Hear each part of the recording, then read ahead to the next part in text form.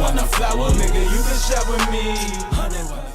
And some footnotes to add to this. So I've been kind of sneering at y'all and all like this, but I kind of got to bust it down to me looking at this paper so I can quote some of the things that I really have to say. 1735, Daniel Henchman of Boston published a book called The Cultivating and Raising of Flax and Hemp. In Massachusetts around this time, it allowed residents to pay their taxes with hemp. Now, this is not the taxes that was going to Great Britain, but actually pay into the American economy with hemp for your taxes. So understand explicitly what I'm saying. Later on in the same century, California started to get it popping. They did their thing with hemp, and they just took it to another level, period. We all know that California was the first state to have any type of legalization across the country. So, they may have came in a little bit later in the situation, but they definitely knew how to finish. And I just said and I said I was not going to do that. But either way, the textile industry flourished in this country. In 1775, when the Revolutionary War started, this started the bullshit. This is what weakened the English grasp on this country. There's a lot of other factors, but that support of hemp not going to the country. Now, realize what I said earlier. They were relying on Russian support to support their hemp needs as far as industrially, whether it be the ropes that was on the ships, whether it be the sails that was on the ships, whether it just be in trade, they wanted to cut off.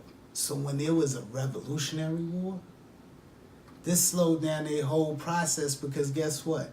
This whole great big North America that was supplying them with hemp is no longer supplying them with hemp.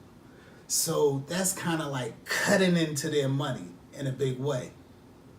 Now, I can't say that I'm necessarily mad at the early colonizers because they were getting played. You know what I mean? You sending off a product that's coming from your country and they're sending the same product back to you finished like it couldn't have been finished there, and they were getting played. So they got tired of being played, and thus there was a revolution. And guess what? That slowed down the hemp trade in general. So my codies, we gon' grind shit. It's time.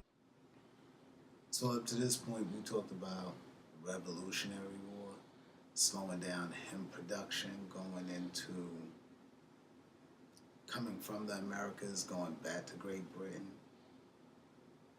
But what actually slowed down the whole hemp production here in this country? Period. Technology. The advent of a steamship no longer needs sails. Doesn't mean that it's still not a commodity. The Civil War actually, industrialization, the Civil War actually slowed down hemp production. Yeah, the Civil War. It continued to flourish somewhat in the southern states, but basically technology took it out. Just like the CD took out vinyl. I'm making musical references. Just like the MP3 took out everything and murdered the game. Technology comes along. We know that the medicinal value was definitely documented on the European continent.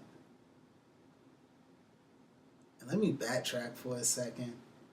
I'm not going to say they industrialized the hemp industry here, but the Native Americans had hemp here too, and they had a resinous variety. They used it.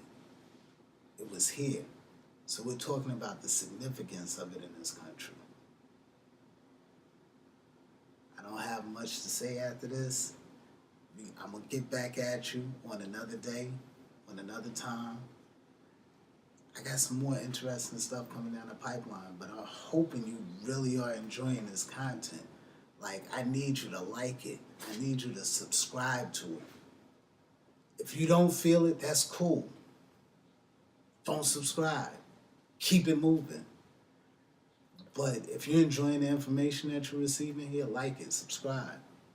Check me out on a regular basis. Go through the motions, preparation, perseverance, family keeping me going. Court dockets and affidavits in the